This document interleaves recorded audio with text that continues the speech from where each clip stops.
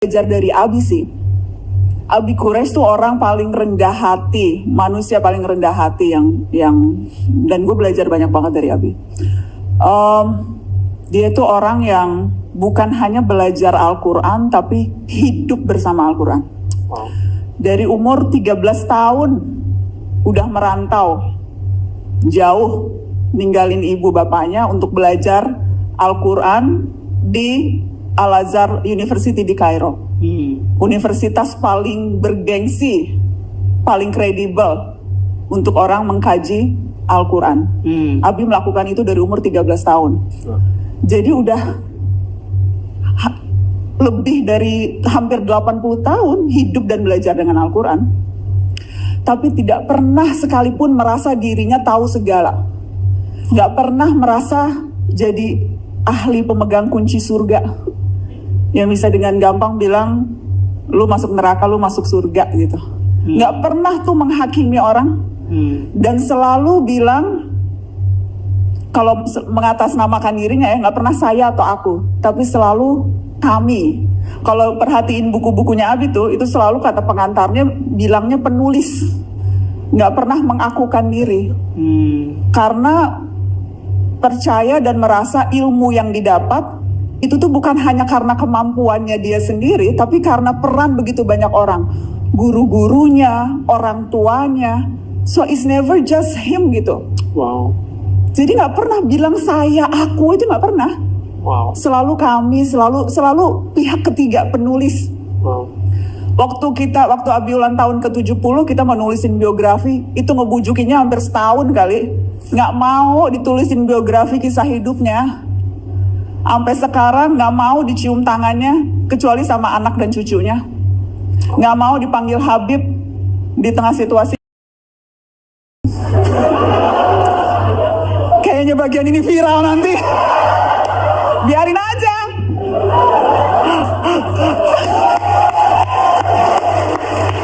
Tapi itu gak mau gitu.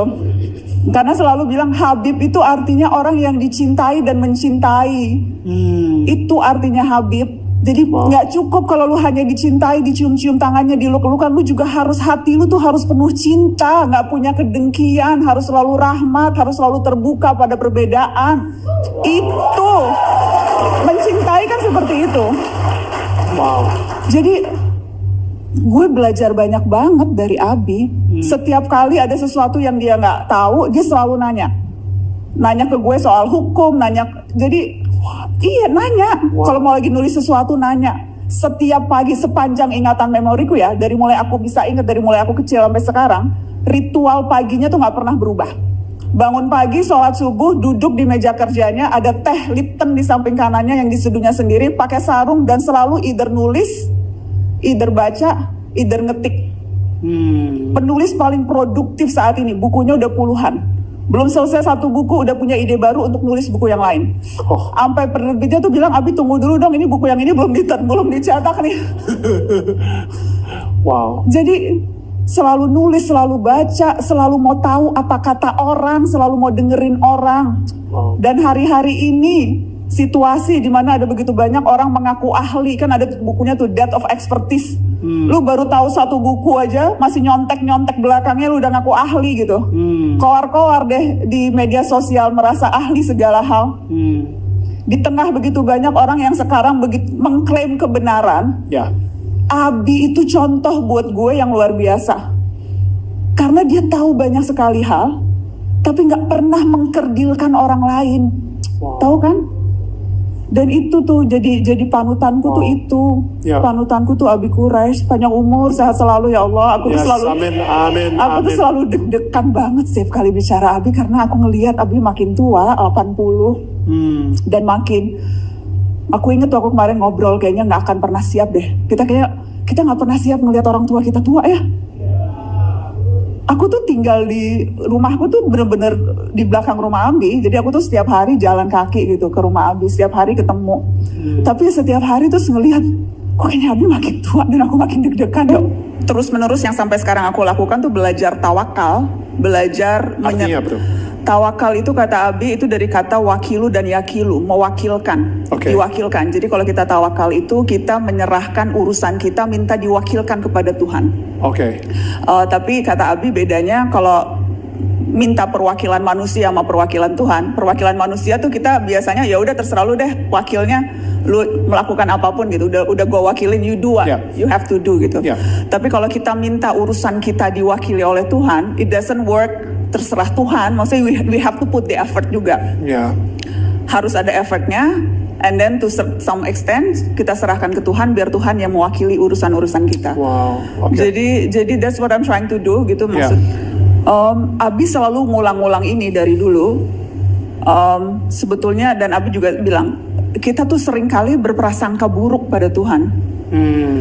Dan itu dosa pertama manusia, katanya dosa pertama Adam tuh, sehingga kemudian akhirnya ia turun ke bumi, itu karena dia berprasangka buruk pada Tuhan.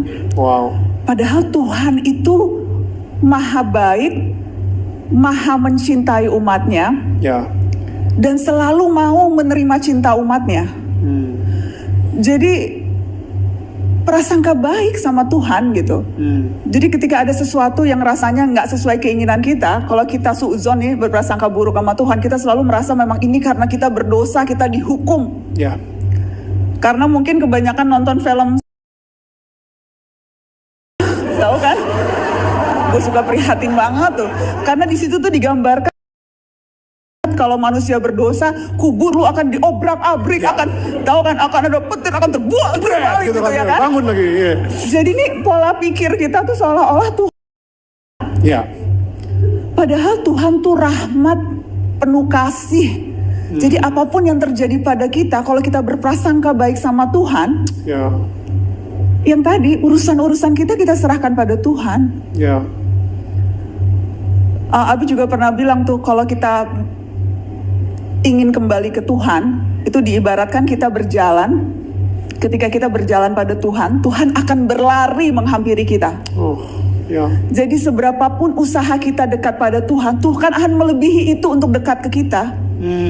Kita baru melangkah, Tuhan seneng banget lihat ada orang mau dekat ke dia, dia lari nyambut kita. Itu tuh analogi-analogi yang selalu diberikan ke Abi, diberikan Abi ke aku gitu. Yang lebih gampang diomongin ya guys, I know. Tetapi pemahaman itu tuh bikin jadi apa ya, merasa secure gitu, tahu kan? Kan salah satu hal yang kerap kali bikin kita deg-degan kan kita kayak nggak secure ya, takut, khawatir gitu. Jadi kalau ada perasaan secure, tahu kalau ya yang ngebelain kita yang di atas gitu ya. Itu tuh it makes a whole lot of difference sih. Setiap kali kita berada di persimpangan mau ngambil keputusan, mengambil langkah, ngambil apapun itu gitu ya.